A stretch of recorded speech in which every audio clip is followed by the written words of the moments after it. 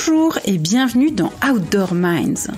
Nous vivons des changements sociétaux très forts qui impactent les business models des secteurs du tourisme et des sports outdoor. Nous assistons à des rebonds fascinants que les leaders savent anticiper pour les transformer en opportunités.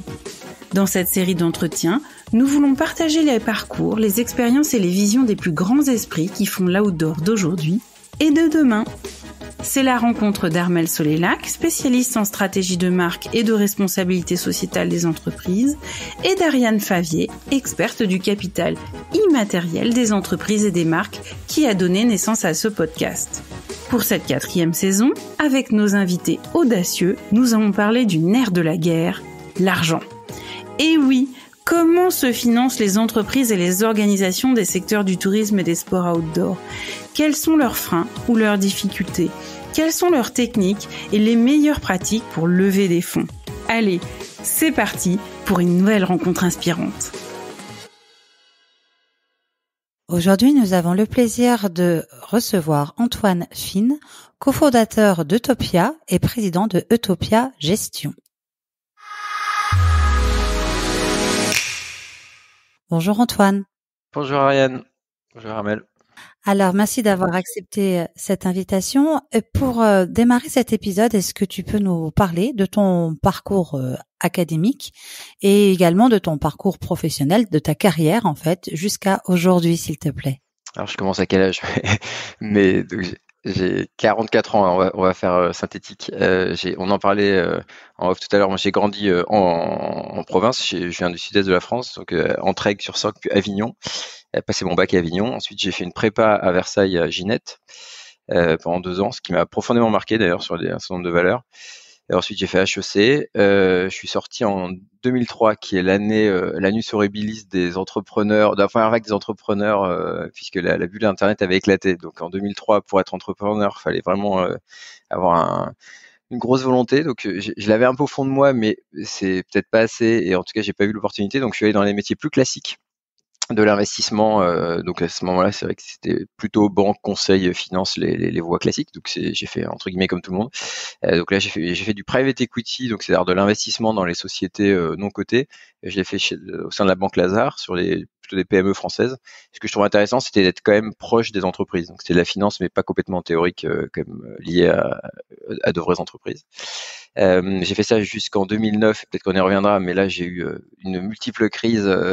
Donc c'est l'année notamment de Lehman Brothers, qui est une année qui a secoué la finance et qui m'a secoué du coup sur mes fondamentaux, comme on dit dans le sport. Je me suis dit qu'effectivement j'étais un maillon d'une chaîne que j'assumais pas trop, et donc j'ai pris une année sabbatique, beaucoup réfléchi à faire de la finance différemment. Et j'ai eu pas mal d'années à essayer beaucoup de choses. Donc j'ai eu cette phase que certains entrepreneurs ont parfois de quête, de tentative, de réflexion, qui parfois paraît aride, mais finit par être fructueuse. Et en 2015, du coup, j'ai lancé cette thèse d'investissement sur les marques émergentes engagées. Je l'ai fait d'abord au sein ce qu'on appelle un family office, c'est une structure financée par une personne privée, donc ça s'appelle Otium Capital, qui est le fondateur de Smartbox.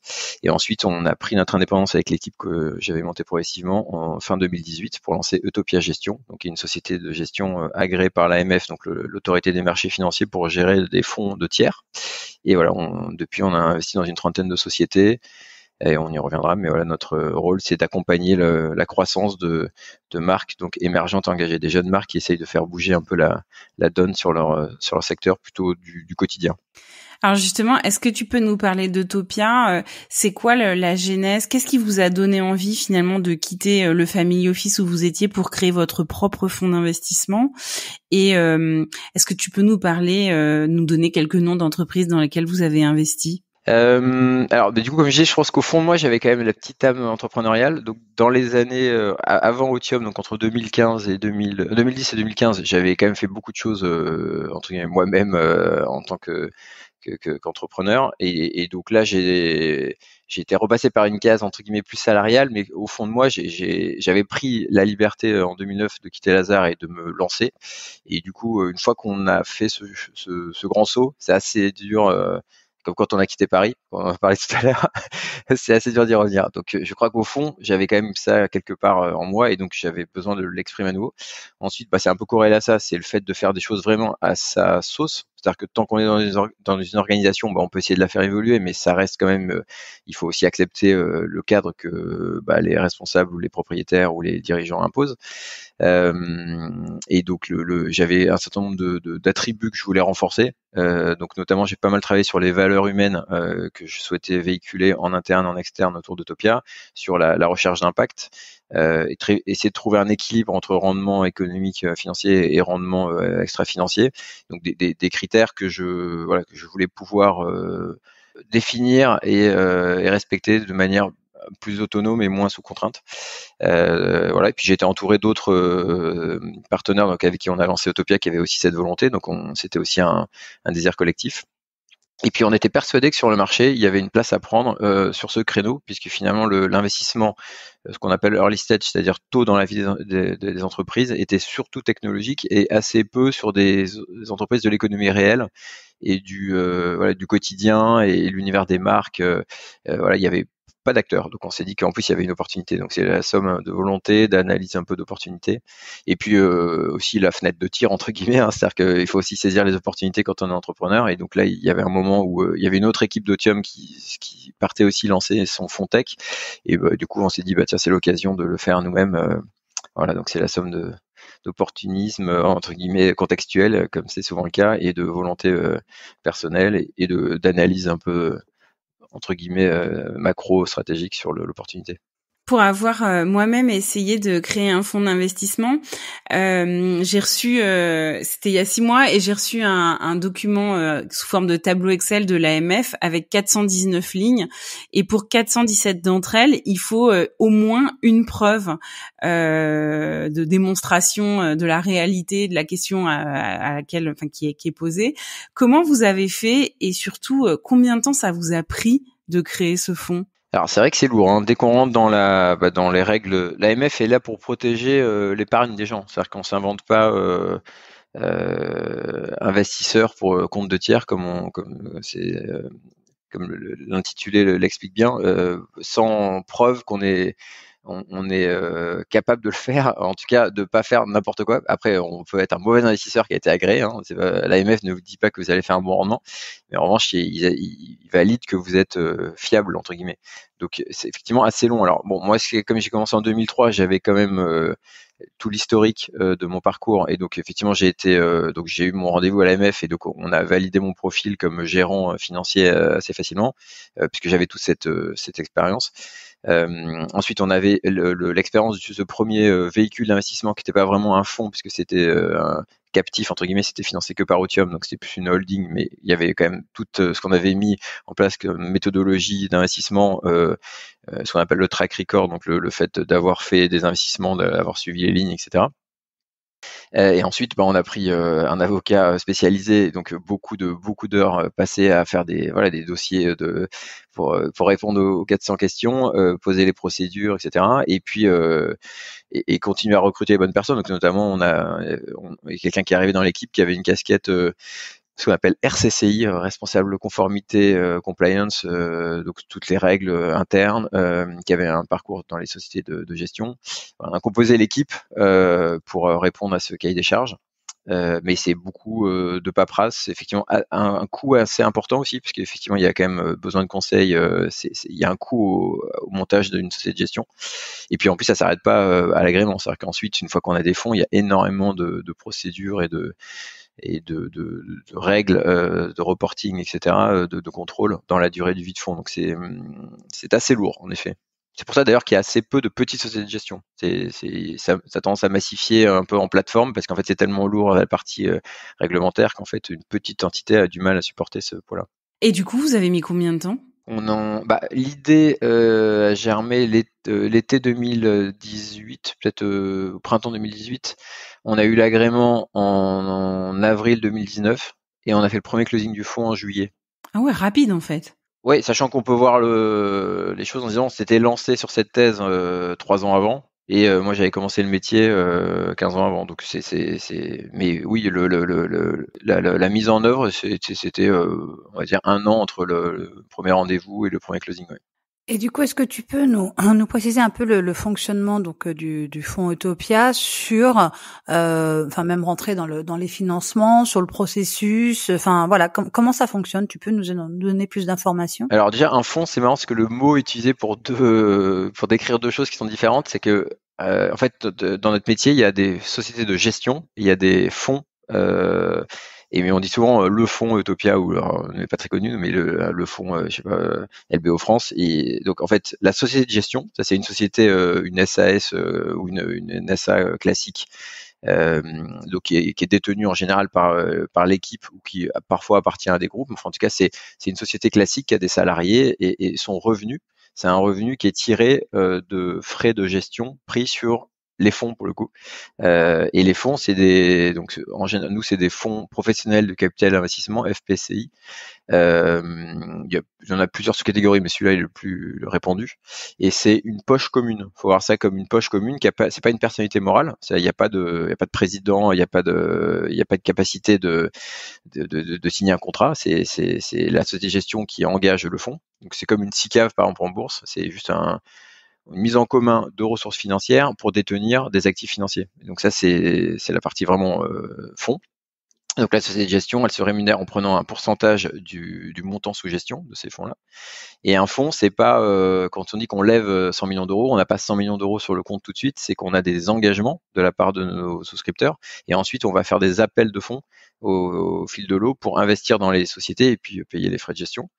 Et ensuite, dans le métier, alors si on est une grosse plateforme où on gère des gros fonds, c'est déjà une belle source de revenus, et donc on peut s'y retrouver. Quand on est une petite société de gestion, l'enjeu, c'est plutôt ce qu'on appelle le carry interest, donc c'est la partie de plus-value fait sur les investissements qui revient à l'équipe. Voilà, donc ça, c'est à la fin, quand on a tout vendu.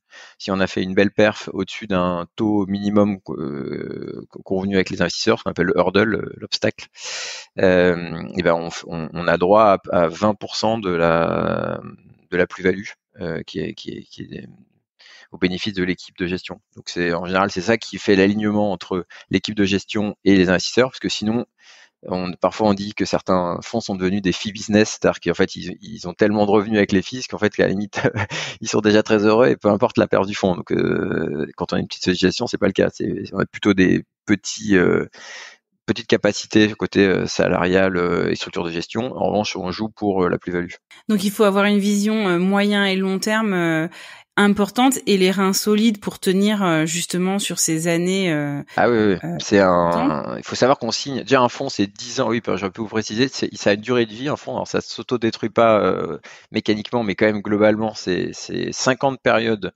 Donc 2 ans de levée de fonds, 5 ans, et les 2 ans sont dans les 5 ans de période d'investissement, puis 5 ans de désinvestissement. Donc on peut plus faire de nouveaux investissements hors des sociétés déjà en portefeuille dans les 5 à 10. Et ensuite, on peut rajouter éventuellement 2 fois 1 an en général. Et après, il faut avoir tout vendu, ou alors céder le reste du portefeuille en secondaire auprès d'autres fonds qui font ça.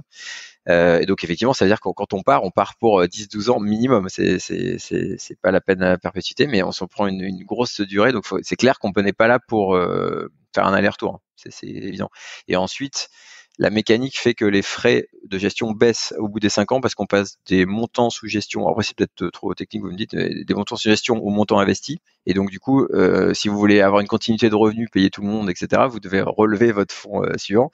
Et donc, de toute façon, du coup, ça ne s'arrête jamais. Et donc, clairement, il faut vraiment être moyen long-termiste, quoi. On peut pas faire un aller-retour sur un fonds, quoi. C'est pas spéculatif, en effet. Chez Utopia, est-ce que les membres de l'équipe, les VC, sont aussi investisseurs dans les entreprises comme dans certains fonds, ou pas du tout? Vous êtes juste là pour faire la gestion? Alors, c'est un prérequis des investisseurs. Donc, les investisseurs dans les fonds, on les appelle les LP, Limited Partner, et le gérant, on l'appelle le GP, General Partner. Donc, il y en a un qui gère, c'est le General Partner, et les Limited Partners, ils ne sont que investisseurs, entre guillemets, dans les fonds. Et donc, les LP, les investisseurs dans les fonds, réclament que l'équipe de gestion mettre de l'argent à risque. Sinon, effectivement, c'est un peu, au pire, j'ai rien perdu, j'ai touché mes fees, et au mieux, je vous prends la plus-value du carry. Donc non, il faut qu'il y ait il y a une prise de risque aussi de notre côté. Donc on nous impose de mettre un. Donc bon, il y a des règles. En général, alors évidemment, ça dépend de la taille des fonds, mais c'est autour de 2% minimum des fonds gérés. Et c'est un critère, quoi. C'est plus on met, plus c'est bon signe pour les investisseurs, et plus ça les conforte dans le fait d'investir. Donc on nous demande d'investir.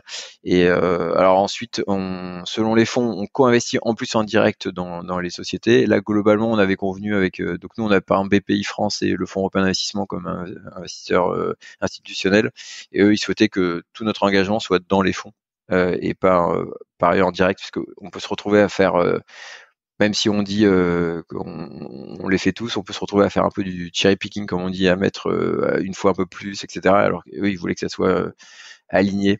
On dit pari passu dans le jargon, donc pareil que sur tous les actifs, donc pas de distinction. Antoine, quel conseil est-ce que tu donnerais à quelqu'un qui voudrait créer un fonds d'investissement comme Utopia ? Alors, effectivement, c'est quand même un sacré défi. Donc, pour moi, il faut avoir, il y a des briques indispensables. Soit, alors, on distingue souvent les first time fund et first time team dans le jargon. Désolé, il y a beaucoup d'anglicismes, c'est comme ça qu'on les décrit. Donc, c'est des gens qui se lancent pour la première fois en tant qu'équipe et ou en tant que fonds sur une thèse. Donc là, c'est la face nord. Et donc, si on fait ça, ça veut dire que idéalement, il faut que ces personnes aient eux-mêmes un parcours individuel dans le métier, ou aient vu une thèse d'investissement vraiment spécifique qui est super crédible et donc ou qui est nouvelle. Donc là, par exemple, en ce moment, il y a évidemment beaucoup de sujets autour du climat, et donc des gens qui arrivent sur des thèses très ciblées où leur métier, leur historique font qu'ils sont crédibles, ils vont peut-être y arriver. Mais c'est vrai que c'est très dur. Si on a un historique et que du coup on peut montrer ce qu'on appelle donc le track record, c'est autre chose. Donc là, on montre ce qu'on a fait par le passé qui a fonctionné. Alors on dit toujours dans les disclaimers que les performances passées ne garantissent pas les performances futures, mais en gros, si on a un historique, c'est évidemment le truc le plus puissant pour lever. Et voilà ce que j'ai fait ces 10 dernières années, je vais continuer à le faire, ou je vais un peu évoluer, mais en tout cas, je m'appuie sur ce que j'ai fait. Donc, selon la situation de cette personne, soit elle met vraiment en lumière ce qu'elle a déjà fait, elle s'appuie là-dessus pour faire son nouveau fonds, soit elle se lance, et dans quel cas, il faut vraiment avoir trouver son positionnement, un peu sa thèse, on appelle ça sa thèse d'investissement, et essayer d'avoir l'équipe crédible. Et ensuite, il faut aller voir des gens qui n'ont pas peur d'accompagner ces équipes nouvelles venues, ces nouveaux gérants. Donc, par exemple, le Fonds européen d'investissement est un fonds dont le mandat, notamment, est d'aider l'émergence de nouveaux gérants. Donc eux, c'est l'argent de l'Europe, et ils sont là pour. Alors ils ont des mandats un peu spécifiques avec des critères, mais en tout cas ils sont notamment là pour aider les nouveaux gérants. Donc faut taper aux bonnes portes, parce que d'autres vont dire jamais, notamment ce qu'on appelle les fonds de fonds, donc ceux qui sont spécialisés dans l'investissement des fonds. Il y a plein qui disent moi jamais un nouveau gérant, parce que je prends pas le risque comme toute jeune entreprise, d'association, de product market fit, enfin tous les enjeux de n'importe quelle société. C'est vrai pour les sociétés financières aussi. Donc il faut taper ensuite aux bonnes portes, voilà, et puis être patient. Et après il y a la conjoncture. Donc c'était facile de lever. Je pense que en 2018, quand on s'est lancé, c'était quand même, faut le reconnaître, une période plus facile. Se lancer en 2023, ce serait un peu plus dur.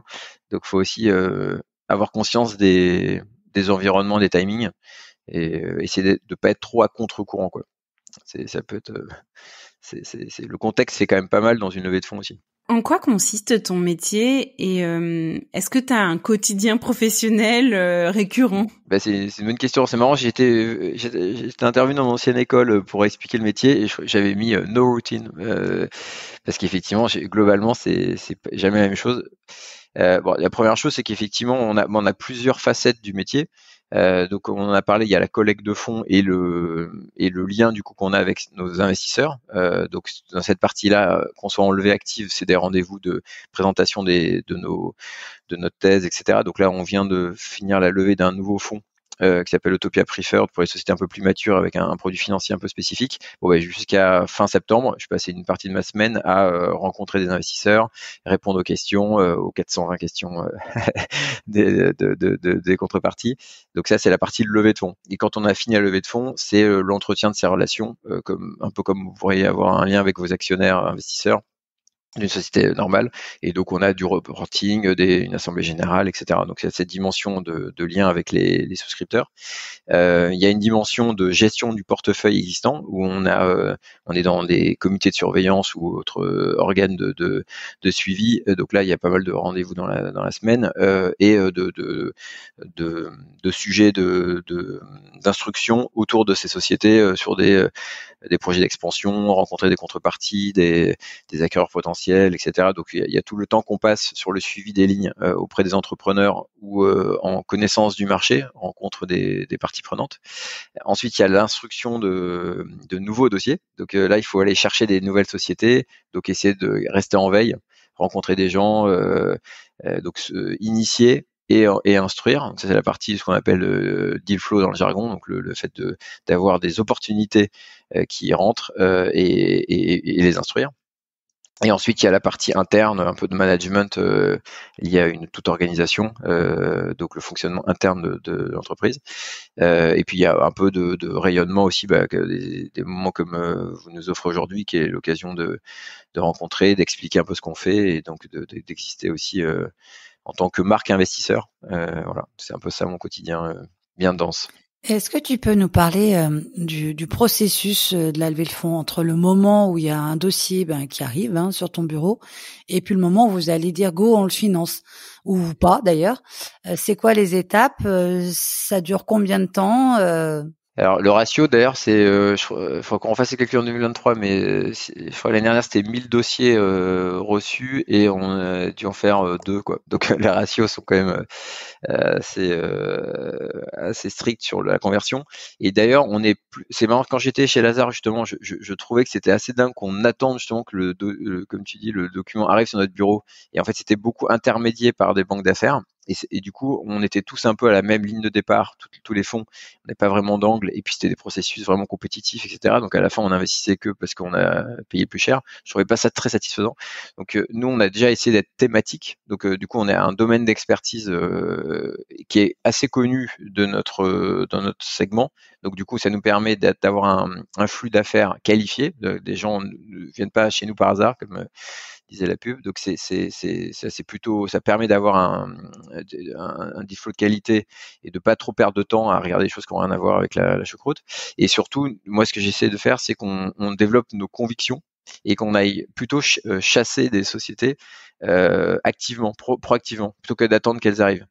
Et quelque part, surtout en early stage, c'est pas très bon signe si le dossier arrive de manière non sollicitée et on n'avait jamais entendu parler. Alors parfois il y a des belles surprises, mais enfin globalement, si on fait bien notre boulot, on est censé avoir repéré un peu les bons entrepreneurs, les bons sujets, et avoir déjà rencontré les personnes et être plutôt dans l'attente du moment pour faire le deal que d'attendre que on entende parler de cette société, quoi. Donc on est assez actif, et je crois qu'au total sur nos 30 investissements depuis 2015, je pense qu'on en a fait peut-être 1 ou 2 où le dossier est rentré comme ça sans qu'on ait vraiment et encore je crois qu'on l'avait quand même dans la liste des sociétés qui nous intéressaient. C'est globalement plutôt une démarche proactive. Et donc ensuite les étapes, on reçoit. Alors bon, ça peut aller très vite si on sent qu'il y a une énorme contrainte de temps, etc. Mais enfin globalement, moi j'aime bien la notion de temps parce notamment pour bien appréhender les personnes qu'on a en face. La plus grosse erreur qu'on peut faire dans notre métier, c'est de se gourer sur les personnes, parce qu'en fait la vie est tellement d'une entreprise jeune et tellement rocambolesque qu'en fait c'est vraiment la capacité de la personne à être agile, résiliente, etc., et à interagir avec nous dans la durée, y compris dans les épreuves, qui font qu'on y arrive, et pas juste voilà, un super pitch, on est séduit, boum, on fait le dossier, et puis à la première difficulté, patatras, la personne soit s'effondre, soit alors ça se tend, etc. Et là c'est vraiment compliqué, parce que nous, encore une fois, on est là pour la durée, quoi. Donc on peut pas dire c'est pas intéressant, donc comme en bourse, je vends, je pars. Non, on est actionnaire, on reste là plusieurs années, donc on doit assumer une relation et une position de minoritaire, etc. Donc j'aime bien prendre un peu de temps. Mais donc en gros, nos piliers quand on instruit, c'est l'équipe en numéro 1, ça c'est clair. Et on a eu d'ailleurs pendant pas mal de temps une personne qui venait de la chasse de tête, qui nous avait pas mal aidé sur la méthodologie d'évaluation et d'analyse un peu des profils pour éviter les erreurs sur cette dimension-là. Donc il y a l'équipe, il y a le produit, Alors parfois on fait des investissements pré-lancement commercial, donc là c'est l'analyse n'est pas simple, mais on essaie de voir quelle est la proposition de valeur du produit et son unicité. Ensuite, il y a le marché qui est corrélé un peu au produit, donc effectivement voir quelle est la taille du marché, son dynamisme et effectivement la force de la proposition de valeur sur ce marché. Et ensuite, il y a la partie des chiffres entre guillemets sur voilà, c'est quel est un peu le profil de la performance financière de l'entreprise, la valorisation attendue, le montant à lever, etc. Et dans la performance, alors on peut le mettre un peu à tous les étages des quatre que je citais, mais il y a la dimension de mission et d'impact. Moi, depuis que j'ai repris la finance, que je pensais vraiment arrêter à l'époque, je me suis toujours dit que je voulais accompagner des gens qui ne faisaient pas ce métier que pour gagner de l'argent ou une vision très économique. J'avais vraiment en tête d'accompagner des gens qui avaient une vision et une mission sur. Ils font ça parce qu'ils ont le sentiment d'apporter quelque chose de plus à la société, à une typologie de population, etc. Et donc on essaye de voir ce qui être sûr que cette personne est alignée avec ce projet et que ça se sent à la fois dans sa dimension d'équipe, de produit, d'appréhension du marché et ou même ses choix financiers. Donc, par exemple, le fait de reverser une partie, le fait de choisir de faire du Made in France ou autre, c'est des choses qui comptent pour nous. Pour autant que l'équation économique fonctionne, hein, évidemment, mais on aime bien voir dans les différentes briques la notion d'engagement et de choix fort. Voilà. Ça fait partie des choses qu'on regarde. Et donc ça, au début, on fait une première analyse, on fait une lettre si on est intéressé, on fait une lettre d'intention, une LOI ou parfois on dit term sheet, donc un document avec les termes qu'on propose. Et si c'est validé, on fait une réunion de présentation du management à toute l'équipe, on fait des audits, et ensuite il y a la rédaction des actes. Et donc tout ça prend, encore une fois, on peut faire très contraint, mais globalement c'est 3-4 mois. Quel conseil est-ce que tu donnerais à des entrepreneurs qui voudraient lever des fonds, toi qui es de l'autre côté et qui voit plein de dossiers? Ouais, alors c'est un peu comme c'est le même sujet que quand on lève un fonds, hein, c'est-à-dire que nous-mêmes on est quelque part on a un produit et donc c'est pareil, c'est soit vous avez un track record, c'est-à-dire que vous êtes déjà lancé et les chiffres parlent pour vous entre guillemets. Auquel cas, il faut vraiment mettre en avant ce que vous avez déjà fait et capitaliser là-dessus. Soit si vous êtes très tôt, parce que finalement la levée de fonds, ça peut couvrir des stades très variés. Hein. Ça peut être juste j'ai une idée et j'ai à peine un PowerPoint, ou alors j'ai plusieurs années d'existence et j'ai des performances, etc. Donc selon là où on en est, c'est pas exactement le même pitch. Donc si vous êtes, donc c'est exactement ce que je disais tout à l'heure, c'est pour un fonds. Soit vous avez des heures de vol et des chiffres à montrer, et là il faut vraiment montrer les données. Donc par exemple typiquement dans les sociétés qui auraient par exemple une activité digitale, les cohortes, ce qu'on appelle les cohortes, donc le comportement des consommateurs, voilà, toutes ces données vraiment statistiques et autres qui sont très parlantes, voilà, c'est ça qu'il faut mettre en avant. Si vous êtes très tôt, il faut expliquer pourquoi il y a une fenêtre d'opportunité. Il faut montrer évidemment l'équipe. Il faut avoir un certain nombre d'éléments qui tangibilisent quand même la proposition de valeur, l'unicité de la proposition de valeur sur le produit. Donc il faut bien se poser la question de à quel stade on est. Et du coup, qu'est-ce qu'on doit mettre en avant? Et puis, du coup, qu'est-ce que raisonnablement on peut demander? Parce que du coup, si on se retrouve à vouloir faire une levée folle, alors après on a tout vu ces dernières années. Heureusement, là, ça redevient à peu près normal, mais on a vu des contre-exemples des gens qui levaient sur PowerPoint 20 millions d'euros sur 80 millions de pré-monnaie. Bon, ça paraît complètement fou maintenant, mais disons qu'il faut savoir aussi ce qu'on peut demander raisonnablement en montant et en valo, en fonction de là où on en est. Dans son projet. Donc vraiment bien se poser sur quelle est et la bonne manière de raisonner, c'est que une levée, ça doit vous amener d'un point A à un point B ou un point B à un point C. Et ce point C, il est pas à 10 ans, il est pas à 3 mois. C'est 18, 36 mois, on va dire. Donc ça doit être c'est assez clair, c'est un horizon qui est facile à appréhender. Et qu'est-ce que je vais faire de cet argent pour aller où? Donc voilà, si c'est simple, moi j'ai ma nouvelle gamme, j'ai 10 points de vente, je sais qu'il me faut X commerciaux pour aller sur tant de points de vente, ou alors mon coût d'acquisition client en ligne il est de temps, je sais que j'ai besoin de dépenser de temps, voilà. Et donc je montre où est-ce que je veux aller avec cet argent. Et pour l'investisseur, il faut que le point B ou C, qui est le point cible, amène la société à un stade où sa valorisation théorique offre un rendement qui est cohérent avec le risque que l'investisseur va prendre. Donc si vous êtes pré-lancement commercial ultra risqué et que le point B il fait que l'investisseur il va te faire une fois et demie sa mise, il va dire ah bah non c'est pas possible, soit je rentre trop cher, soit tu vas pas assez loin, mais je vais pas prendre un risque de fou pour faire une fois et demie. Dans ce cas-là je mets en code débit quoi. Donc en revanche si je fais 5 fois 6 fois théoriquement là ça vaut le coup, j'ai un rendement qui est cohérent avec le risque. C'est vraiment le truc de base en finance, c'est le couple risque-rendement, s'il y a un truc à retenir. C'est faut toujours qu'il y ait une cohérence entre le risque qu'on prend et le rendement qu'on peut cibler. Faut pas dire qu'on va l'atteindre, mais c'est impossible de faire un rendement cohérent avec le risque, il faut pas y aller. Et pour aller un cran plus loin par rapport à ce que tu viens de nous partager, selon toi, c'est quoi les erreurs lorsqu'on lève des fonds? Les erreurs à éviter en fait, hein. C'est sur quoi est-ce qu'il faut qu'on soit vigilant? Bah, c'est justement aller trop loin dans un sens ou dans l'autre. Donc, par exemple, si on se fait un peu bêtement diluer parce qu'on a été trop, entre guillemets, généreux, on va le regretter. Bon, après, parce qu'on se dit, bah mince, j'ai donné trop de part de ma boîte, ou du coup, même, c'est-à-dire que le tour suivant, on va peut-être perdre le contrôle alors qu'on aurait pu le garder, etc. Et à l'inverse, avoir survendu.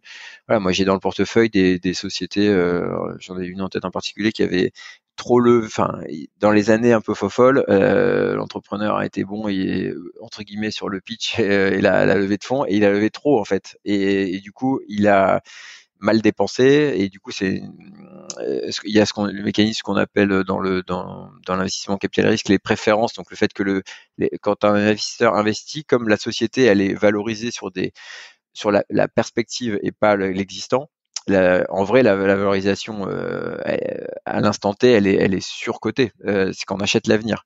Donc, ça veut dire l'investisseur, il demande à ce que l'argent qu'il a mis dans la société soit préférentiel à la sortie, c'est-à-dire soit remboursé en premier si jamais ça se passe mal.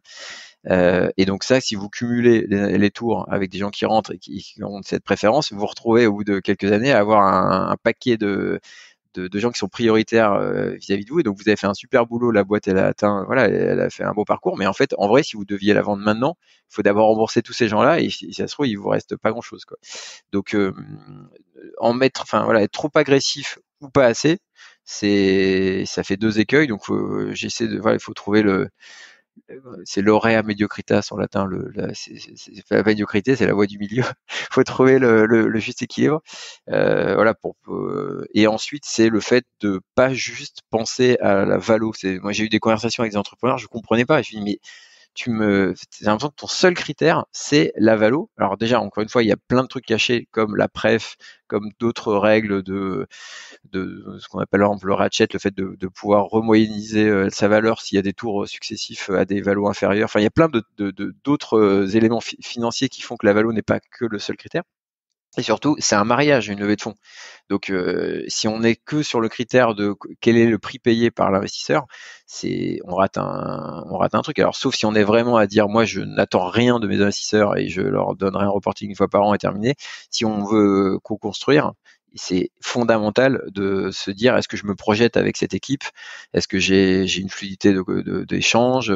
Est-ce que, voilà, comme un mariage, est-ce que je me sens de passer toutes les épreuves de la vie entrepreneuriale avec, en tout cas une bonne partie, puisque ça va durer un certain temps.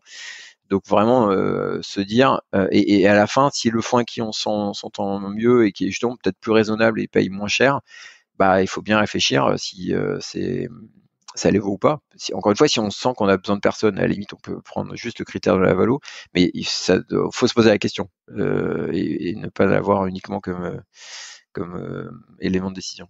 Est-ce que tu aurais un souvenir ou une anecdote sur une situation amusante que tu aurais vécue depuis que tu as créé Utopia? En fait, c'est le tout début qui m'a marqué, c'est que donc après mes années entrepreneuriales, je me suis dit tiens, je vais revenir dans la finance en essayant de faire les choses un peu différemment.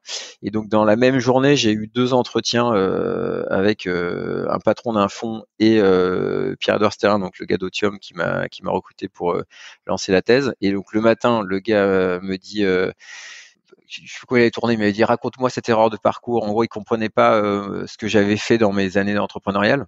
Parce que notamment, j'avais fait pendant 2 ans, j'étais allé en Libye à la chute de Kadhafi pour essayer de faire de la finance à impact sur place. Et notamment, on avait lancé toute une activité de formation. D'ailleurs, je lui avais dit pour rigoler, l'erreur de parcours, c'est l'alibi, c'est Lazare, parce que finalement, moi, dans mon parcours de vie et pro, finalement, à la limite, au bout d'un X années chez Lazare, je m'étais dit, ouais, c'est quand même pas ce que je veux faire. Enfin, ça m'a pas complètement nourri, donc j'avais voulu changer. Donc à la limite, j'aurais pu voir ça comme une première pas une erreur, en tout cas, c'était quelque chose que j'avais pas forcément voulu continuer durablement. Donc bon, et donc tu sors du rendez-vous un peu démoralisé en disant bon, voilà. Et l'après-midi, Pierre-Edouard les yeux, il est très curieux comme personne et qui me dit, mais alors, mais raconte-moi cette aventure en Libye, incroyable, etc. Donc pour les entrepreneurs, les gens qui ont l'audace d'essayer des choses, il faut se dire que ouais, bah, il y a des gens qui vont pas comprendre ce que vous faites ou qui vont pas le valoriser, parce qu'il y a des gens qui aiment bien la lisibilité, le fait de ça les rassure aussi probablement. Et puis il y a des gens qui aiment bien et qui vont aller essayer de vous comprendre ce que vous faites, etc. Donc faut pas avoir honte de son parcours. Et voilà, si on a fait des choses, ça a marché, ça a pas marché, on a rebondi, etc. Alors évidemment, il faut qu'on soit dans une forme de cohérence soi-même, essayer de se trouver, mais en tout cas, le regard de l'autre peut être assez variable sur les choix. Et donc voilà, dans la même journée, j'avais deux personnes qui avaient une lecture très différente de mon parcours et de l'intérêt que je pouvais avoir à leurs yeux. Et donc voilà, ça m'a marqué parce que je me suis dit, c'est assez révélateur de la fragilité qu'on peut avoir aux yeux des autres quand on a l'audace d'essayer des choses, et il faut garder confiance en soi, et on trouve forcément des personnes auprès de qui ça va parler, le raisonnement, l'expérience qu'on a pu avoir. Et justement, si toi-même tu regardes ton parcours, quelle a été selon toi ta plus grosse erreur et qu'est-ce que tu en retiens? Alors je fais partie des gens, c'est pas bien, qui cogitent beaucoup et qui ressassent tout. Donc j'en ai fait des nuits blanches à me dire mais pourquoi j'ai fait ça, etc. Alors du coup, par rapport à ce que je viens de dire, je crois que fondamentalement, j'essaie de me dire quand même que je n'en ai pas fait des grosses erreurs, parce que sinon, c'est trop dur à porter en fait. C'est-à-dire que du coup, j'ai l'impression d'en avoir fait plein, et en même temps, je suis toujours en vie. Je fais partie d'un projet qui est là, qui est actif, qui est reconnu sur ce qu'il fait, qui fait pas tout parfaitement, etc. Donc voilà, je ressasse énormément tous mes choix et tout ce que j'ai fait. Et en plus, dans notre métier, c'est terrible parce que quand vous avez fait une erreur d'investissement, ça se voit. Et donc, par exemple, en 2023, j'ai eu mes premières fermetures d'entreprise. J'en ai jamais eu jusque-là. Ça m'a meurtri, hein. Franchement, je l'ai hyper mal vécu. Même chez Lazare, on m'avait donné des boîtes qui allaient dans le mur parce qu'il y avait un changement réglementaire majeur sur leur marché. On m'avait dit vraiment, tiens, le petit jeune, bon courage. Et puis j'en étais sorti et je m'étais régalé sur changer la trajectoire de la boîte avec le dirigeant, etc. On avait fait plein de choses. Donc voilà, moi j'ai eu, par exemple, dans mon métier, mes plus gros échecs là, c'est cette année, mais qui est dans un environnement qui est extrêmement dur. Donc aujourd'hui, c'est vraiment très dur de lever et de passer la houle, hein. Donc et il y a une vague voilà, dans le milieu du capital risque, le mot RJ, personne ne connaissait, et maintenant le redressement judiciaire, ou la conciliation puis redressement judiciaire, c'est le lot d'énormément de startups. Voilà, donc ça, cette année, j'ai mes premiers loupés d'investissement, et donc ça m'a beaucoup meurtri. Donc j'essaie de comprendre voilà, pourquoi on a fait ces erreurs. Enfin, est-ce que c'était des erreurs? Voilà. Après, techniquement, dans ce qu'on appelle le modèle de fonds, d'ailleurs qu'on doit faire quand on lève des fonds, on avait théorisé le fait qu'on avait 3 sociétés par fonds qui allaient pas fonctionner. C'est normal quand on fait du capital risque, mais quand ça arrive, ça fait toujours un peu mal. Et puis voilà, il y a des choses donc je crois qu'il y a d'abord les personnes dans les erreurs. J'ai une tendance à me projeter sur le champ des possibles, et peut-être oublier les 4 piliers que je mentionnais tout à l'heure, les fondamentaux, et notamment l'équipe. Et donc il y a une partie où je pense que j'ai fait une erreur sur le pas assez aller assez au bout de l'instruction des personnes que j'avais en face, et pas projeter sur elles ce que je voulais y voir. Ça, c'est vraiment l'écueil classique. Ça, il faut que je fasse gaffe.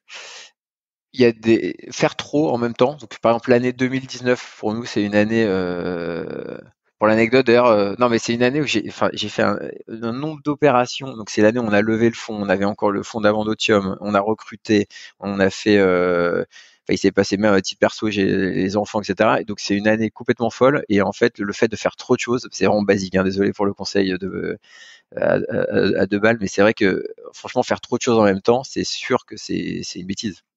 Donc il faut se et à ce moment-là, on se sent un peu surhomme, on se dit: «Ouais, non mais c'est bon» et parce qu'il y a une forme d'adrénaline, on se sent à marcher sur l'eau, quoi. Incroyable, j'ai encore fait 3 opérations cette semaine, j'ai fait ci, j'ai fait ça.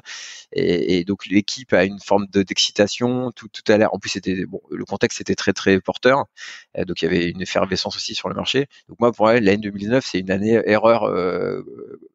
C'est une année pleine d'erreurs parce que on a fait trop de choses. En même temps, si on n'avait pas eu cette énergie, bah, on n'aurait pas levé notre premier fonds, on n'aurait pas initié, amorcé la pompe et tout. Mais et donc c'est facile après coup de dire j'ai fait trop, mais par exemple j'aurais pas fait tous ces rendez-vous, j'aurais pas levé les fonds, j'aurais pas fait ces investissements, peut-être que j'aurais pas amorcé la pompe pour la lever. On n'était pas censé savoir qu'il y allait avoir la crise Covid et autres, donc c'est après coup c'est toujours facile encore une fois de relire l'histoire, mais quand même je pense qu'on peut se dire que si on fait trop de choses en même temps, on a plus de risque de se louper. Donc voilà, c'est peut-être ça que je pourrais partager. Il n'est pas à 2 balles. Ce conseil, il est en fait fondamental.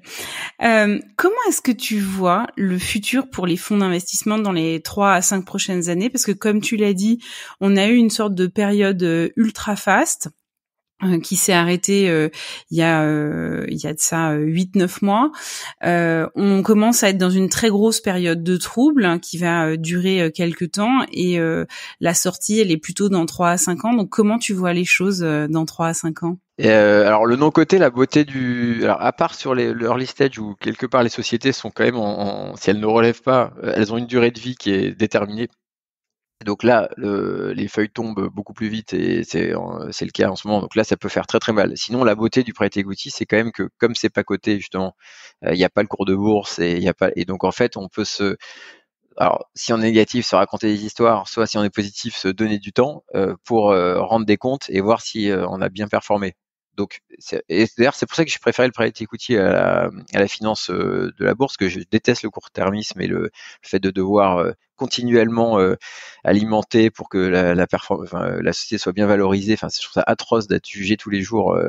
Ça pousse à faire des choix, je pense, catastrophique. D'ailleurs, c'est une des raisons de la faillite de Lehman et du fait que moi, en tout cas à titre perso, je me suis posé plein de questions sur la finance. Mais donc le private equity permet de se projeter quand même un peu sur quelques années. Donc si on est gérant de société, on est en ce moment c'est dur. Bon, donc si en tant que société de gestion, il faut s'assurer qu'on a les revenus pour payer l'équipe. Hein. Donc c'est vrai que quand on est un fonds avec une seule thèse, un seul fonds, et qu'on doit lancer en 2023 ou 2024 le fonds numéro suivant pour payer tout le monde, c'est stressant. Là c'est vrai que je pense qu'il va y avoir de la casse aussi chez les gérants parce que si on loupe sa levée, bah du coup on n'existe plus, on peut plus en tant que société de gestion on n'existe plus. Donc il va y avoir aussi de la consolidation, ça a déjà commencé pas mal. Hein. Il y a de plus en plus de rapprochements de gérants sur ce qu'on appelle les plateformes. Donc les plus grosses, il y a Tikeo, Euraseo, il y avait pas mal d'acteurs qui agglomèrent. Mon ancienne structure chez Lazare est devenue LFPI, qui est une énorme plateforme maintenant de plein de produits financiers, de type d'investissement. Donc il y aura de la consolidation. Je pense pas mal qu'il y aura de la thématisation aussi, de la spécialisation, parce qu'effectivement, les choses deviennent quand même assez techniques. Donc il y a des fonds généralistes qui ont encore je pense une place, mais on voit de plus en plus de fonds santé, de fonds PropTech, de fonds. Nous, on est à fond du coup sur les marques. Je crois pas mal à ça parce que du coup, ça nous rend lisible. L'investisseur, il peut se dire, bah, tiens, je mets un peu de ci, un peu de ça, et ces gérants sont normalement plus performants dans leur segment. Donc, je crois pas mal à la spécialisation. Il y aura la consolidation. Et il y aura de la casse parce qu'effectivement c'était quand même foufou ce qui s'est passé. Après techniquement il y a encore pas mal de ressources disponibles. Dans le jargon on appelle ça le dry powder, là, la poudre pour investir, et effectivement il y a quand même beaucoup de fonds quand même qui avaient levé ces dernières années qui ont encore des ressources, donc j'ai l'impression que il y aura quand même normalement encore du déploiement, même si là tout est à l'arrêt depuis quelques mois. Donc ça devrait pas être non plus l'arrêt complet parce qu'il y a une forme d'obligation d'investissement quand on a levé des fonds, ce qui d'ailleurs pour moi est une contrainte et j'aime bien les véhicules plus evergreen qui n'ont pas de timing. Moi, je trouve que je vis plutôt pas bien la contrainte de timing que les fonds, comme j'évoquais tout à l'heure, les 5+5 nous imposent, puisque finalement on se retrouve à être obligé d'investir sur 5 ans. Et si dans les 5 vous avez 2 ans de Covid ou de crise là comme en ce moment, ça veut dire que soit vous faites en milieu hostile, soit vous attendez, mais du coup il faut tout faire à la fin. Bon, c'est pas très, je trouve pas très adapté. Et après, moi, les projets qu'on accompagne, j'aime bien cette notion de temps, comme j'évoquais tout à l'heure. Et là, par exemple, on est en train de céder nos premières lignes de l'époque, et c'est 7-8 ans de détention. Et moi, je trouve ça très bien. Mais le problème, c'est que 7-8 ans, par rapport à ce que je disais tout à l'heure, sur les timings, vous vous retrouvez en fait à du coup empiler les portefeuilles, parce que comme vous devez lever tous les 5 ans, et que si vous sortez tous les 8, en fait, durablement, vous augmentez votre encours, quoi.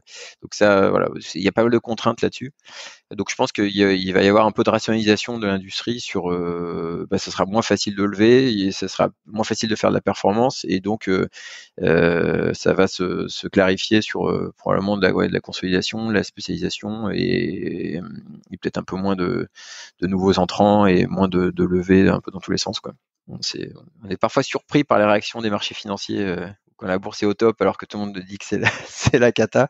Donc parfois la finance est surprenante, mais en tout cas effectivement je vois ça plutôt comme ça. Merci beaucoup Antoine Fine, cofondateur et président d'Eutopia Gestion.